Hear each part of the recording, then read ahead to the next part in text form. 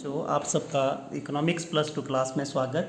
आज हम करेंगे कुल मांग, कुल पूर्ति और संबंधित धारणाएं। ठीक है, तो सबसे पहले हम डिफाइन करेंगे, इसको परिभाषित करेंगे किसको, कुल मांग।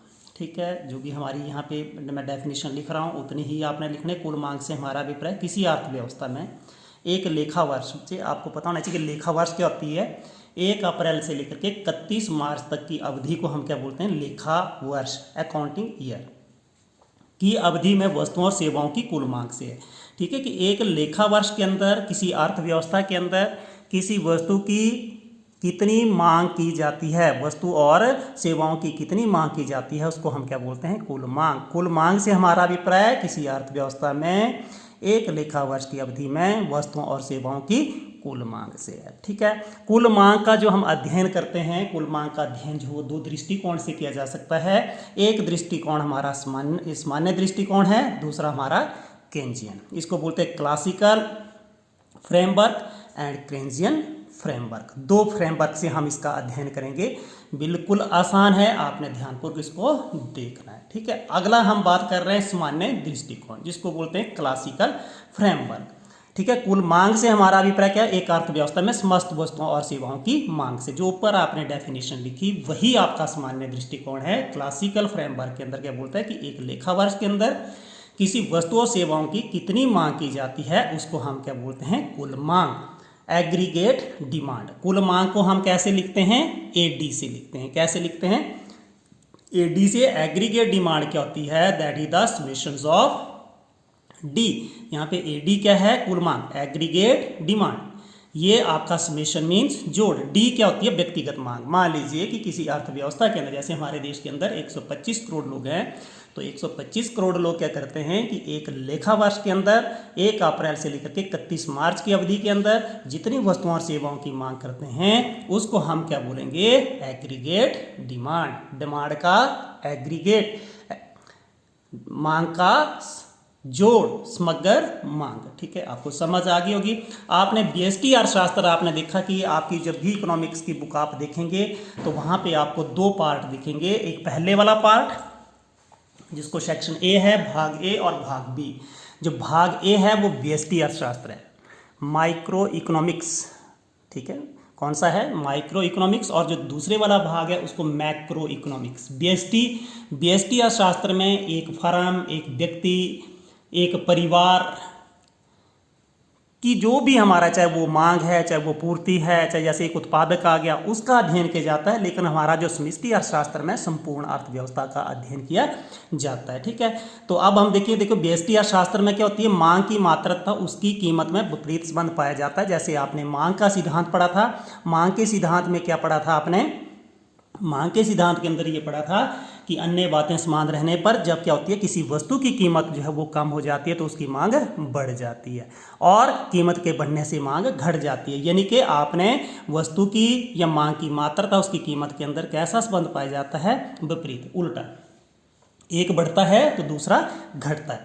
उसी प्रकार जैसे ये हो रहा है, उसी प्रकार समष्टि अर्थशास्त्र के अंदर भी क्या होता है, जो हमारी एग्रीगेट डिमांड की बात कर रहे हैं, समग्र मांग, कुल मांग और कीमत स्तर में भी विपरीत संबंध पाया जाता है। यहाँ पे हम कीमत नहीं लेते हैं, हम यहाँ पे क्या लेते हैं, कीमत स्तर। एग्रीगेट डिमांड के साथ, कुल मांग के साथ हम क्या लेते हैं, कीमत स्तर। कीमत स्तर होता क्या है, आपको पता होना चाहिए कि जो कीमत स्तर होता है, जितनी भी अर्थव्यवस्था में वस्तुएं हैं और सेवाएं हैं, उनकी कीमतों की औसत कीमत होती है। क्या होती है कि औसत कीमत होती है।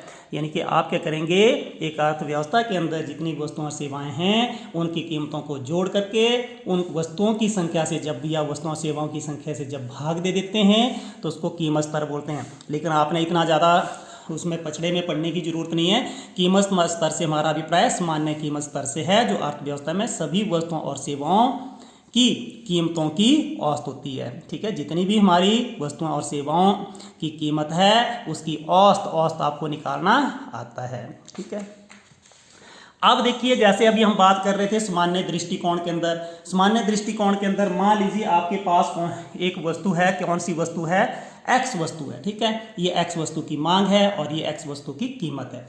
इसके बीच में कैसा संबंध पाया जाता है, आपने देखा कैसा संबंध पाया जाता है, विपरीत संबंध पाया जाता है। ऐसे ठीक है। देखिए एक बढ़ रही है तो दूसरी घट रही है, एक बढ़ रही है तो दूसरी घट रही है। जैसे हम यहाँ पे थोड़ा सा बता देते हैं आपको, जैसे मान लीजिए यहाँ पे कीमत आपकी P थी और आपकी मांग कितनी थी OL। अब कीमत घट करके मान लीजिए यहाँ पे रह जाती है OP1, तो आपकी मांग बढ़ करके कितनी हो जाती है OL1। आपको समझ आ गई होगी, इसका मतलब ही विपरीत संबंध होता है कि कीमत घट रही है लेकिन आपकी डिमांड, क्वांटिटी डिमांडेड, मांग की मात्रा बढ़ रही है, इसको विपरीत संबंध बोलते हैं, विपरीत संबंध। और जब भी विपरीत संबंध पाया जाता है तो यहाँ पे आपकी जो ये डिमांड, आपका जो कर्व है DD जो कर्व है, किसका कर्व है, ये X वस्तु का मांग वक्र है, इसकी ढलान कैसी है, ऋणात्मक, आपने इसको लिखना है। अगला देखिए, अब हम क्या कर रहे हैं, दूसरा ये OX के ऊपर हमने क्या लिया, एग्रीगेट डिमांड, कुल मांग, और बाई एक्सिस के ऊपर प्राइस लेवल, इंग्लिश में थोड़ा थोड़ा लिखना आपको आना चाहिए, प्राइस लेवल मीन्स कीमत स्तर। इसमें भी कैसा संबंध पाया जाता है, विपरीत संबंध पाया जाता है। अर्थव्यवस्था के अंदर क्या होती है, जब भी वस्तुओं और सेवाओं की का कीमत स्तर या प्राइस लेवल गिरता है तो आपकी वस्तुओं और सेवाओं की मांग बढ़ती है, ठीक है। तो यहाँ पे भी आपने ये आपका एग्रीगेट डिमांड, समग्र मांग, इसकी ढलान भी कैसी होती है, ये ऋणात्मक होती है। अर्थात देखिए कीमत स्तर गिर रहा है तो आपकी एग्रीगेट डिमांड जो है वो आपकी बढ़ रही है। समझ आ गई होगी आपको। अब हम आगे बढ़ते हैं, कुल मांग संबंधी केंजियन दृष्टिकोण की हम बात करेंगे। अब जो दूसरा दृष्टिकोण आ रहा है उसका नाम है केंजियन दृष्टिकोण, ठीक है।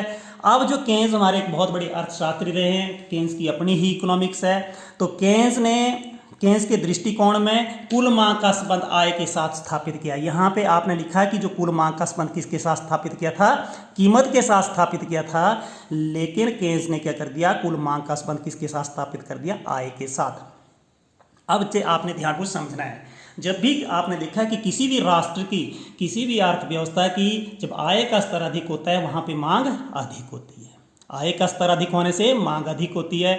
जैसे जो हमारे गरीब कंट्रीज़ हैं, गरीब अर्थव्यवस्थाएं हैं, उनकी मांग का स्तर कम रहता है क्योंकि वहाँ पर जो राष्ट्रीय आय है या आय का स्तर जो है वो कम होता है, लेवल ऑफ इनकम कम होता है। और लेकिन जो रिचेस्ट कंट्रीज़ हैं, जो अमीर देश हैं, वहाँ पे आय का स्तर अधिक रहता है, इसलिए उनकी मांग भी अधिक रहती है।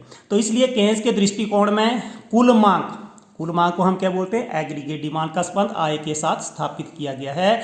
एक अर्थव्यवस्था में कुल वस्तुओं और सेवाओं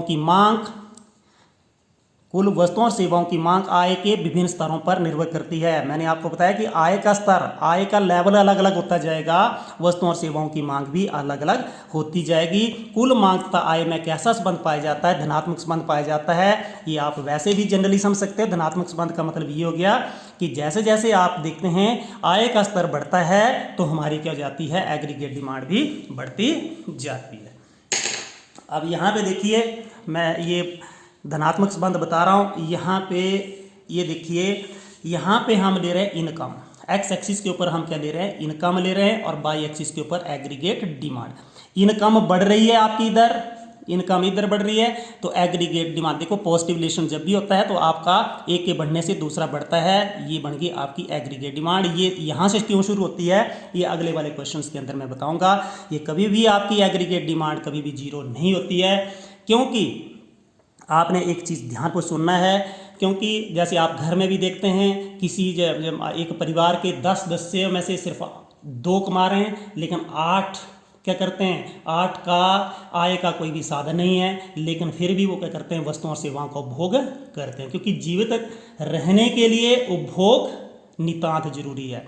मान ली वस्तुओं और सेवाओं की हमें ज़रूरत पड़ती ही पड़ती है। इसको मैं अगले वाले क्वेश्चन में समझाऊंगा। तो आपने देखा कि जो हमारा केन्स था, केन्स के दृष्टिकोण में केन्स ने क्या कर दिया, जो कुल मांग का संबंध किसके साथ स्थापित कर दिया, आय के साथ स्थापित कर दिया। और एक अर्थव्यवस्था के अंदर कुल वस्तुओं और सेवाओं की मांग आय के अलग अलग स्तरों पर निर्भर करती है। जैसे आय का स्तर बढ़ता है आपकी कुल मांग बढ़ती है। आपने कुल मांग को यहाँ से बढ़ाना, नीचे से कभी नहीं लेना, यहाँ से बढ़ाना है, क्योंकि किसी भी राष्ट्र की आय जीरो होने पर भी उसके उपभोग का स्तर, वस्तुओं और सेवाओं का उपभोग का स्तर वो बना ही रहता, न्यूनतम स्तर जो बना रहता है। इसलिए एग्रीगेट इसलिए आपका जो कुल समग्र मांग बकर उसकी ढलान कैसी होती है, इसकी धनात्मक ढलान होती है कि आय के या इनकम के बढ़ने पर, आय के स्तर के बढ़ने पर हमारी कुल मांग बढ़ती जाती है। आपने इसके नोट्स बना लेने हैं, ठीक है। और इस वीडियो को आपने लाइक शेयर और सब्सक्राइब जरूर करना है। Thank you, have a nice day.